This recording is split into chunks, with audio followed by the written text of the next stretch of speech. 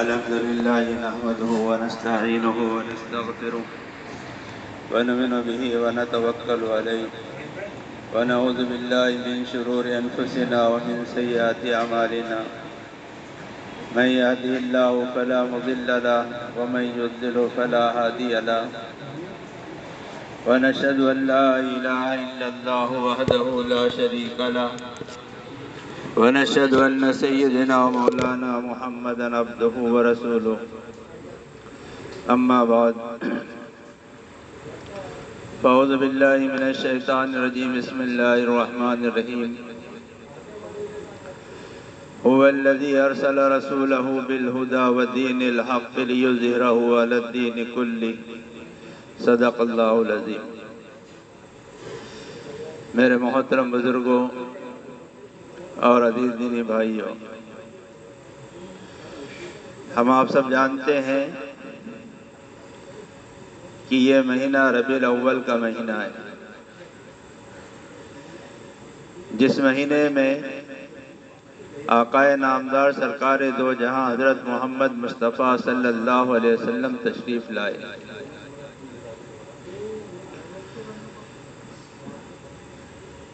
آپ صلی اللہ علیہ وسلم سارے نبیوں کے اخیر میں آپ کو نبوت دی گئی اور سب سے آخری نبی آپ بنا کر بھیجے گئے، لیکن کتابوں کے اندر یہ بات ملتی ہے کہ اللہ کے نبی سے پوچھا گیا کہ آپ کو نبی کب بنایا گیا، تو آپ نے یہ فرمایا کہ جس وقت حضرت آدم علیہ السلام مٹی اور پانی کے درمیان تھے، اسی وقت مجھ کو نبی بنا دیا گیا۔ آپ کا نبوت کا تاج حضرت آدم علیہ السلام کی پیدائش سے پہلے تیار کر لیا گیا، لیکن جب آپ کی عمر مبارک 40 سال کی ہوئی تو پھر وہ تاج لا کر آپ کے سر پر رکھ دیا گیا، جس کی ابتدا سورہ اقرا کی شروع کی آیتوں سے ہوئی۔ آپ آخری نبی ہیں، اب آپ کے بعد کوئی نبی نہیں آئے۔ اللہ تبارک و تعالیٰ نے انبیاء کرام کا سلسلہ مستقل اس دنیا میں جاری اور ساری فرمایا۔ اس سلسلے کو جاری کرنے کا مقصد کیا تھا؟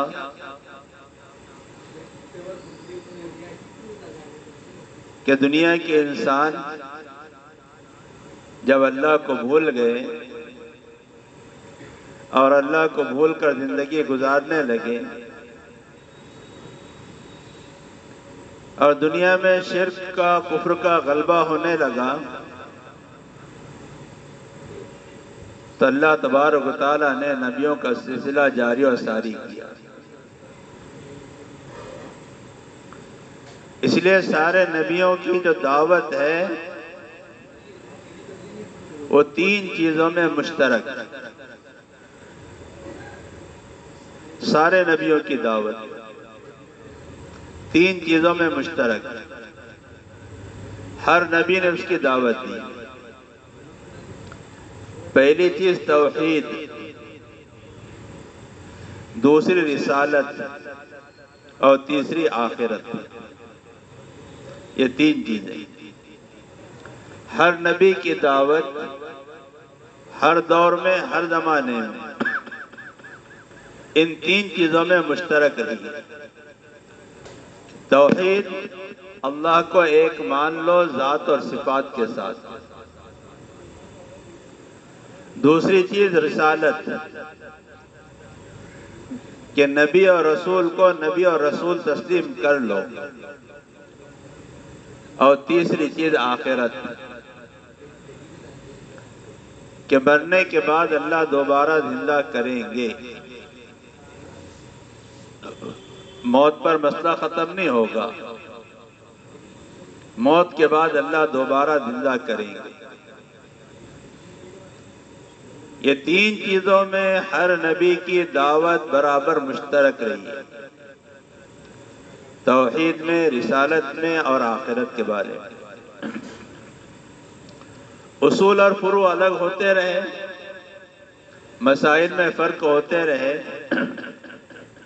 لیکن دعوت کے ان تین چیزوں میں، توحید، رسالت اور آخرت میں، سارے انبیاء برابر کے شریک ہیں۔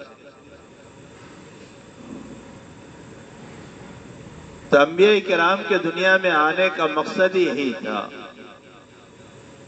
کہ لوگوں کو یہ سمجھایا جائے کہ اللہ ذات و صفات میں اکیلے ہیں، اللہ وحدہ لا شریک لہ ہے،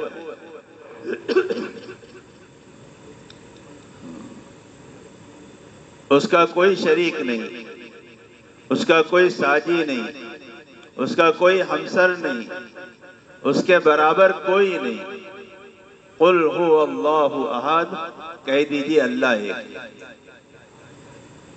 اللہ الصمد، اللہ بے نیاز ہے۔ لم یلد ولم یولد، اس کا نہ کوئی ماں باپ ہے، نہ اس کا کوئی بیٹا اور پوتا ہے، وہ تنے تنا ہے، اکیلا ہے۔ وَلَمْ يَكُنْ لَهُ كُفُوًا أَحَدٌ، اس کے برابر اس کا ہمسر بھی کوئی نہیں۔ تو ایک تو دعوت نبیوں کی، توحید کی، دوسری رسالت کی، کہ ہر نبی یہ کہہ رہا تھا اپنے قوم سے کہ انی رسول اللہ الیکم، میں تمہاری طرف اللہ کا رسول بنا کر بھیجا گیا ہوں، مجھے رسول مان لو۔ اور تیسری دعوت آخرت کی، کہ مرنے کے بعد اللہ تعالیٰ دوبارہ زندہ کریں گے اور زندگی کا حساب و کتاب لیں گے۔ تو سارے نبیوں کی دعوت ان تین چیزوں میں مشترک رہی۔ حضرت عیسیٰ علیہ نبینا علیہ السلام نے جو آپ صلی اللہ علیہ وسلم کے آمد کی بشارت دی، اس کو قرآن نے بھی ذکر کیا۔ یا بنی اسرائیل وَإِذْ قَالَ عِيسَى ابْنُ مَرْيَمَ یا بنی اسرائیل انی رسول اللہ الیکم، کہ بنی اسرائیل میں تمہاری طرف رسول بنا کر بھیجا گیا ہوں، مصدقا لما بین یدی من التوراۃ، جو کتاب حضرت موسیٰ علیہ السلام پر نازل ہوئی تھی اس کی میں تصدیق کرتا ہوں کہ وہ صحیح ہے، حق ہے اللہ کی طرف سے۔ وَمُبَشِّرًا بِرَسُولٍ يَأْتِي مِن بَعْدِهِ اسْمُهُ احمد، اور اس بات کی خوشخبری سناتا ہوں کہ میرے بعد ایک نبی آئیں گے جن کا نام احمد ہوگا۔ احمد نام کا دنیا میں کوئی شخص اس سے پہلے نہیں گزرا۔ اس دنیا میں جتنے انسان آئے، ان سارے انسانوں میں سب سے پہلا نام احمد اگر کسی کا رکھا گیا تو میرے اور آپ کے آقا جناب محمد رسول اللہ صلی اللہ علیہ وسلم۔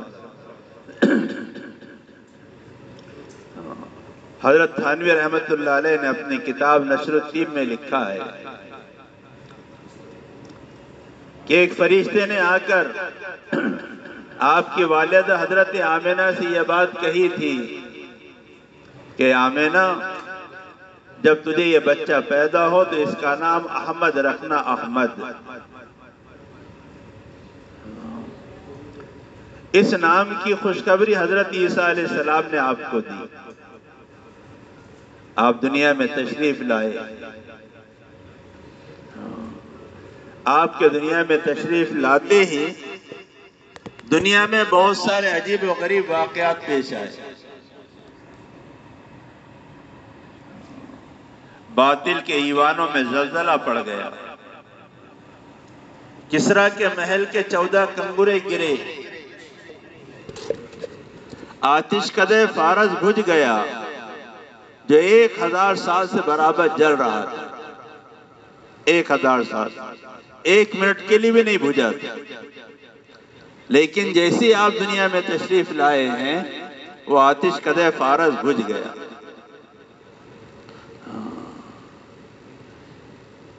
یہ واقعات اس بات کی علامت تھی کہ اب دنیا میں کسی کی نہیں چلے گی، اب دنیا میں چلے گی تو محمد رسول اللہ صلی اللہ علیہ وسلم کی چلے گی۔ ابھی تو آپ پیدا ہوئے ہیں اور آپ کی پیدائشی سے یہ حالات دنیا میں ہو رہے ہیں۔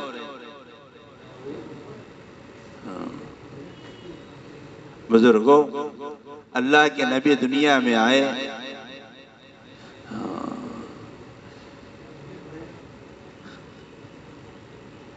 اور اللہ کا کتنا بڑا احسان اور اللہ کا کتنا بڑا کرم کہ اللہ نے اس نبی کی امت میں ہمیں پیدا کر دیا، جو کائنات کا سب سے زیادہ اللہ کے نزدیک لاڈلا، لا يمكن الثناء كما كان حقه بعد خدا بزرگ توی قصہ مختصر، کہ شاعر کہتا ہے کہ آپ کی تعریف ہم نہیں کر سکتے، ہمارے بس میں نہیں ہے، بس اتنا کہنے پر ہم مجبور ہیں کہ خدا کے بعد اگر کوئی ذات ہے تو وہ صرف اور صرف آپ کی ذات ہے۔ حضرت حسان بن ثابت آپ کے تعلق سے کہتے ہیں وَأَحْسَنَ مِنْكَ لَمْ تَرَ قَطُّ عَيْنِي وَأَجْمَلُ مِنْكَ لَمْ تَلِدِ النِّسَاءُ خُلِقْتَ مُبَرَّأً مِنْ كُلِّ عَيْبٍ كَأَنَّكَ قَدْ خُلِقْتَ كَمَا تَشَاءُ، کہ آپ کے جیسا حسین و خوبصورت کسی آنکھ نے نہیں دیکھا، اور آپ سے زیادہ حسین کسی عورت نے، کسی ماں نے بچہ نہیں پیدا کیا۔ آپ کو ایسا پیدا کیا گیا، اللہ نے ایسا پیدا کیا جیسا آپ چاہتے تھے۔ ایسا عظیم رسول اور ایسا عظیم نبی اللہ نے مجھے اور آپ کو عطا فرمایا کہ اس نبی کی عظمت، اس نبی کا مقام مرتبہ، اس نبی کی تعریف جب اللہ نے خود کی ہو، وہ کائنات کا خالق و مالک جب وہ اس شخص کی اس ذات کی تعریف کر رہا ہے تو اس کے مقام مرتبے کا کوئی اندازہ لگا سکتا؟ اسی لیے شاعر کہتا ہے ہزار بار بشویم دہن ز مشک و گلاب ہنوز نام چو گفتن بے ادبیست، کہ اگر میں اپنے منہ کو 1000 مرتبہ مشک اور زعفران سے دھوؤں اور پھر آپ کا نام لو تب بھی بے ادبی ہے۔ اللہ نے وہ مقام و مرتبہ آپ کو دیا، اور اس نبی کی امت میں اللہ نے ہمیں پیدا کیا۔ ہم آج آسانی سے کہہ جاتے ہیں اور آسانی سے کلمہ پڑھ لیتے ہیں لا الہ الا اللہ محمد رسول اللہ۔ سوال یہ ہے کہ آپ دنیا میں کیوں تشریف لائے؟ اللہ نے آپ کو دنیا میں کیوں بھیجا؟ اور آپ نے دنیا میں کیا کام کیا؟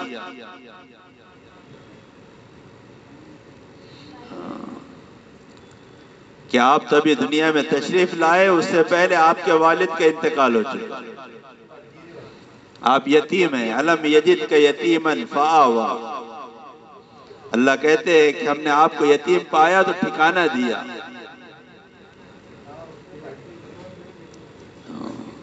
6 سال کی عمر ہوئی، والدہ کا انتقال ہو گیا۔ 8 سال کی عمر ہوئی تو دادا کا انتقال ہو گیا۔ یہ حالات آ رہے ہیں،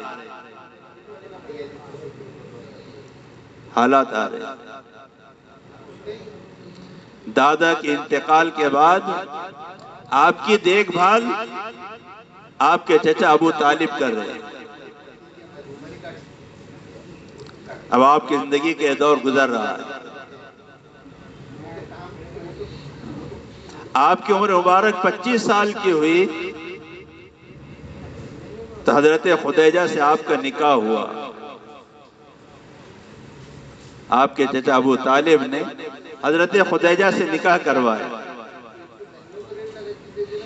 آپ کی عمر 25 سال کی، حضرت خدیجہ کی عمر 40 سال کی۔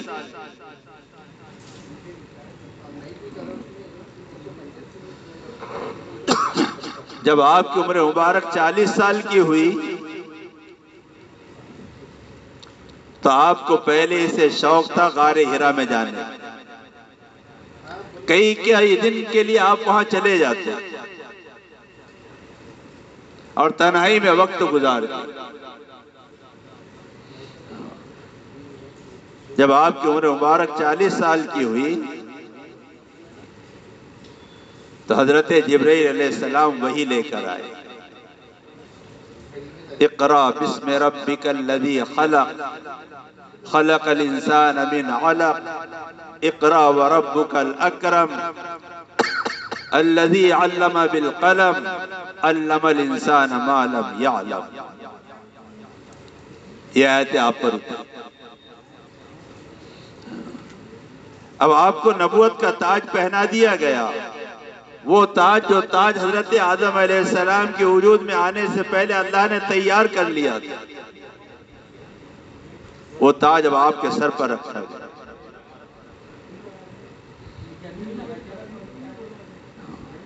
اب قرآن کی ابتدا یہاں سے شروع ہو گئی، وحی کی ابتدا یہاں سے شروع ہو گئی، اور آپ کو نبوت کا تاج آپ کے سر پر رکھ دیا گیا۔ 3 سال کا زمانہ خاموشی کا گزرا ہے، جس کو فترت وحی کہتے ہیں۔ پھر آپ کو حکم دیا گیا، یا ایھا المدثر قم فانذر وربک فکبر وثیابک فطہر۔ کہ چادر کو اوڑھنے والے کھڑے ہو جائیے اور لوگوں کو ڈرائیے۔ یہ تھا آپ کے دنیا میں بھیجنے کا آپ کو مقصد۔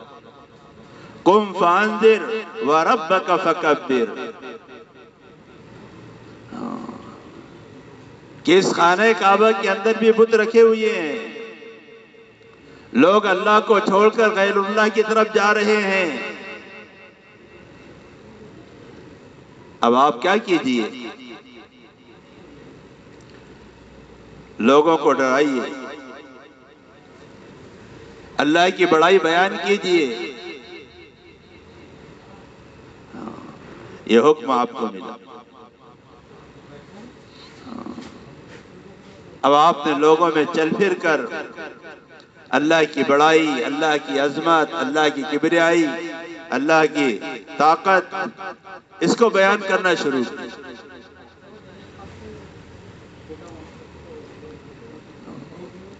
پھر حکم ہوا فاصدع بما تؤمر، کھل کر بیان کیجیے، کھل کر بیان کیجیے۔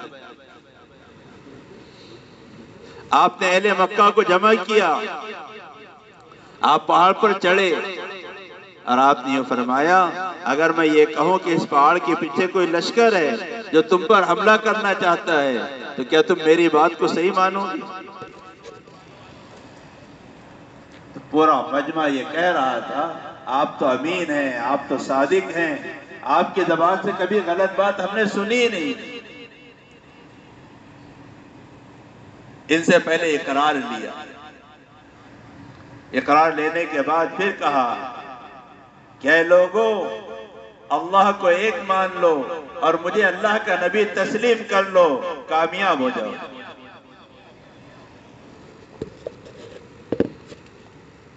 تو آپ کا چچا ابو لہب جب باندی نے آپ کو ابو لہب کو آ کر خوشخبری سنائی تھی کہ ابو لہب بھتیجا مبارک ہو، تو اس خوشی میں ابو لہب نے اس باندی کو آزاد کر دیا. لیکن آج وہی ابو لہب کہہ رہا ہے تبا لک یا محمد لہذا جمعتنا، اے محمد تیرے لیے ہلاکت ہو، کیا تو نے اس لیے ہمیں یہاں جمع کیا؟ اور قوم چلا اٹھی اجعل الآلہۃ الہا واحدا ان ھذا لشیء عجاب. یہ کیسی بات آپ نے کر دی؟ سارے معبودوں کا ایک معبود بنا دیا. یہ عجیب بات آپ کہاں سے لے آئے؟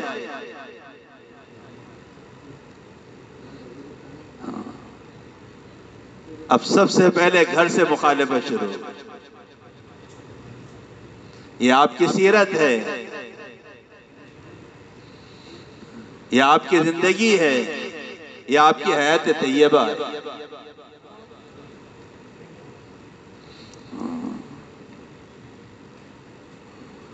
اب مخالفت شروع.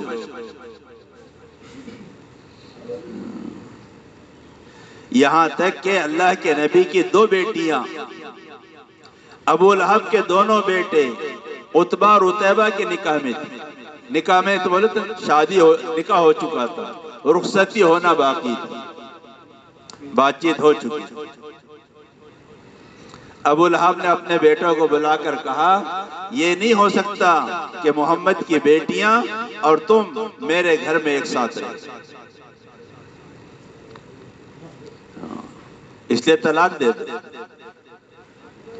دونوں بیٹوں نے طلاق دی.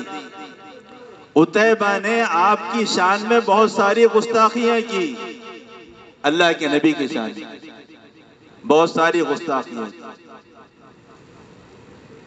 تو آپ کے دل پر ایک صدمہ پہنچا اور آپ کی زبان سے ایک جملہ نکلا اللہم سلط علیہ کلبا من کلابک، اے اللہ تو اپنے کتوں میں سے ایک کتا اس پر مسلط کر دے.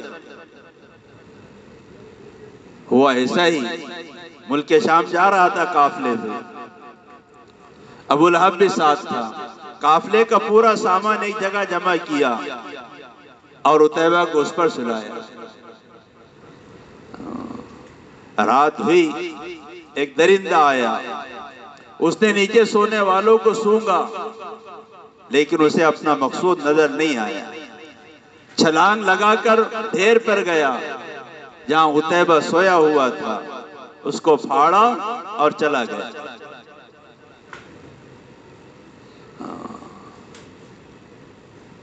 اللہ کے نبی اب دعوت دے رہے ہیں. چاروں طرف کفر اور شرک کا ماحول ہے. آپ نے اپنے خاندان کو بھی جمع کیا، اس لیے کہ اللہ کا حکم تھا وَانذِرْ عَشِيرَتَكَ الْأَقْرَبِينَ، اپنے رشتہ داروں کو بھی ڈراؤ. یہ کام آپ نے شروع کیا ہے. جو قوم 40 سال تک جس نبی کو امین اور صادق کہتی رہی، آپ سے بڑے بڑے فیصلے کرواتے رہے، اپنی امانتیں آپ کے پاس رکھواتے رہے، لیکن جیسا ہی آپ نے اللہ کے ایک ہونے کا اور اپنی رسالت کا اعلان کیا، تب ان کے دلوں کے اندر محبتوں کے بجائے نفرت بھر گئی. ابھی آپ کو امین اور صادق نہیں کہہ رہے ہیں، آپ کے سامنے برملا آپ کو کذاب کہہ رہے ہیں، جادوگر کہہ رہے ہیں، مجنون کہہ رہے ہیں.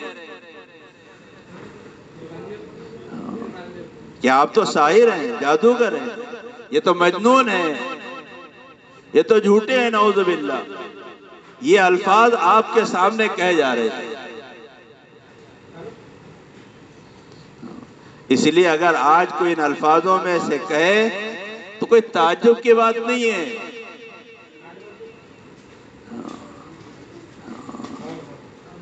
یہ تو شروع زمانے سے آپ کو کہا گیا ہے، شروع زمانے سے. حق کی مخالفت ہوتی ہے، حق جو ہوتا ہے اس کی مخالفت ہوتی ہے، لیکن آپ اپنا کام کر رہے ہیں، لوگوں کو اللہ کی طرف بلا رہے ہیں، اس کے لیے تکلیفیں، پریشانیاں، مصیبتیں سب برداشت کر رہے ہیں، اور ان سب سے زیادہ آپ کو جو تکلیف ہوتی تھی وہ ان کے بولوں سے ہوتی تھی، جس کو قرآن بھی کہہ رہا ہے وَلَقَدْ نَعْلَمُ أَنَّكَ يَضِيقُ صَدْرُكَ بِمَا يَقُولُونَ۔ عجیب الفاظ، اللہ کہہ رہے ہم جانتے ہیں کہ آپ کے دل کو کتنی تکلیف پہنچ رہی ہے ان کے بولوں کی وجہ سے۔ وَلَقَدْ نَعْلَمُ أَنَّكَ يَضِيقُ صَدْرُكَ بِمَا يَقُولُونَ، ہم اچھی طرح جانتے ہیں کہ آپ کا دل زخمی ہو رہا ہے ان کے بولوں کی وجہ سے، ان کے مار پیٹ سے نہیں، ان کے کچرا ڈالنے سے نہیں، ان کے بولوں سے، کیسے کیسے بول آپ کی شان میں کہہ رہے ہیں۔ وَلَقَدْ نَعْلَمُ أَنَّكَ يَضِيقُ صَدْرُكَ بِمَا يَقُولُونَ، ہم جانتے ہیں اللہ کے نبی آپ کے دل کو کتنا زخمی کیا جا رہا ہے، لیکن آپ کیا کریں؟ فَسَبِّحْ بِحَمْدِ رَبِّكَ وَكُن مِّنَ السَّاجِدِينَ۔ کیا ہے؟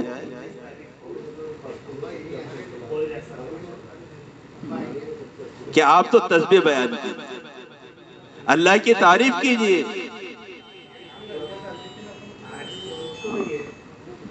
اور عبادت کیجیے۔ وَاعْبُدْ رَبَّكَ حَتَّى يَأْتِيَكَ الْيَقِينُ، اور اس دنیا سے پردہ فرمانے تک اللہ کی عبادت کرتے رہے، یہ کہا جائے کہ ان کے بولوں سے، ان کے زبان سے نکلے ہوئے زخموں سے، بولوں سے جو آپ کا دل زخم ہو رہا ہے۔ اسی لیے تو شاعر کہتا ہے نا جراحۃ السنان لها التیام ولا یلتام ما جرح اللسان، تیر تلوار کے زخم مٹ جاتے ہیں، زبانوں کے زخم نہیں مٹا کرتے۔ زبان کے زخم جو دل پر لگتے ہیں وہ تیر اور تلوار کے گھاؤ سے زیادہ خطرناک ہوتے ہیں، اسی کو اللہ کہہ رہے ہیں وَلَقَدْ نَعْلَمُ أَنَّكَ يَضِيقُ صَدْرُكَ بِمَا يَقُولُونَ فَسَبِّحْ بِحَمْدِ رَبِّكَ وَكُن مِّنَ السَّاجِدِينَ وَاعْبُدْ رَبَّكَ حَتَّى يَأْتِيَكَ الْيَقِينُ۔ اور یہ بول کیوں بول رہے ہیں؟ ان کے مزاج کے خلاف ہو رہا ہے، ان کی طبیعت کے خلاف ہو رہا ہے، ان کے محبوبوں کے خلاف یہ بات کر رہے ہیں کہ ان کے دلوں میں تو محبت بھری ہوئی ہے ان غیر اللہ کی۔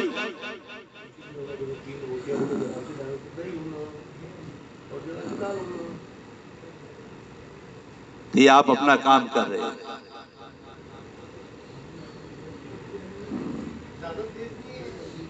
آپ محنت برابر کر رہے ہیں، لوگوں کو اللہ کی طرف بلا رہے ہیں۔ آجائیے،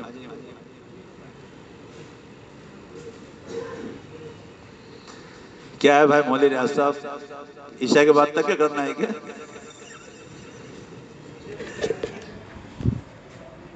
ارے بھائی اتنا